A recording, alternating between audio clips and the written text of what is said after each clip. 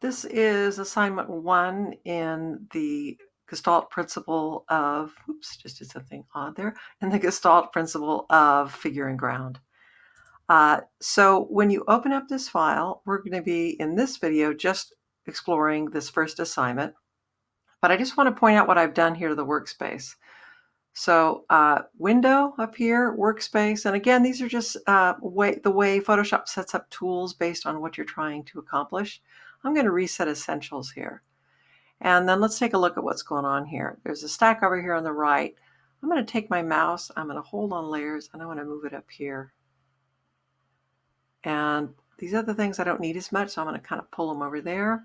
And then the other thing I'm going to wake up is from window, I want to make sure I have the properties panel open. And again, I'm just going to take that and pull that over here.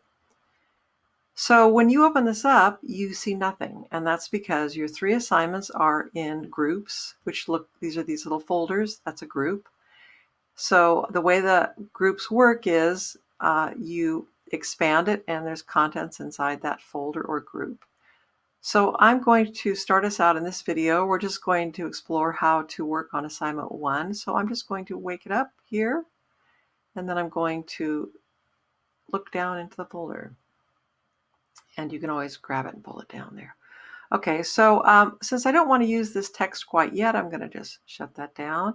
And I'm going to actively select that layer. I don't have to double click it. I just want to click it to actually tell Photoshop that's the layer I want to work on.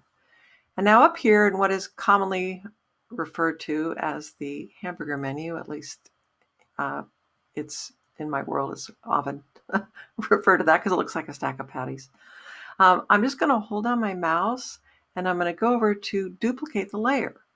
And it by default wants to call it whatever the layer's name is and add copy to it, and that's fine. So now that I've got this duplicate, I've selected it, and now I'm going to go up here to Image, and I'm going to hold down my mouse and go to Adjustment, and then I want to invert. And now it's taken the image and basically flipped it, giving me the negative version of it. So whatever was black is white, whatever is it flips the tones, reverses them, or inverts them. And now I'm going to get to my Move tool, which is the selection tool. It's actually the Move tool, I'm sorry. And V will get you there too. And now I'm just going to hold down my mouse, and I like to hold down Shift 2 because it makes sure that it just slides it horizontally. I'm going to move it over here a little bit.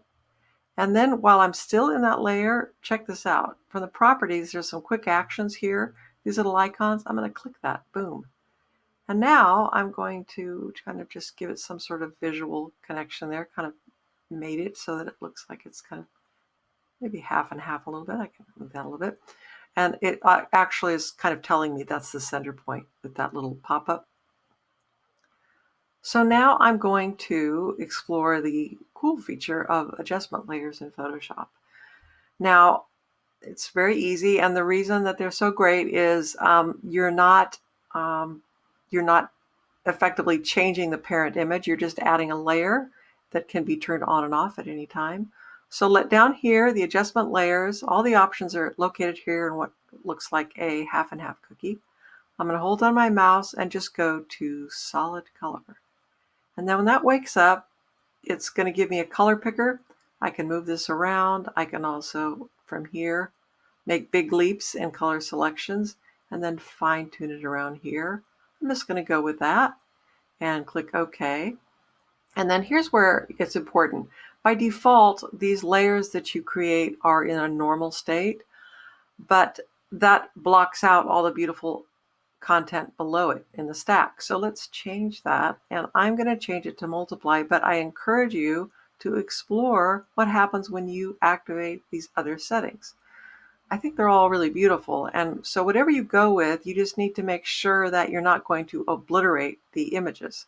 We want to see that because we've really created Figure and Ground, 2 different versions of it. And I'm going to just go with default. And now let's wake up this type layer. And Photoshop is very layers based, very specifically as far as like with type, you create any type and it's going to put it in its own layer. let's hit T on the keyboard and let's hover over here.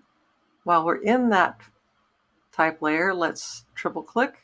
And now if you want to, you could certainly change the color, and then there you go. So that's basically the assignment. And now once you've completed that, I want to point out that you need to go up here and you need to go File, Save As. And you want to save that as Assignment 1, because naming files is such a great habit.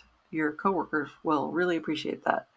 And then up here on the format, you just want to go down to Photoshop PDF, and let's save it to the desktop so you can find it when you're ready to submit, and click Save, and then it's going to show you something, and you just say, I want that PDF. So you have completed, if you followed the instructions, you have completed assignment 1. So let's collapse that folder.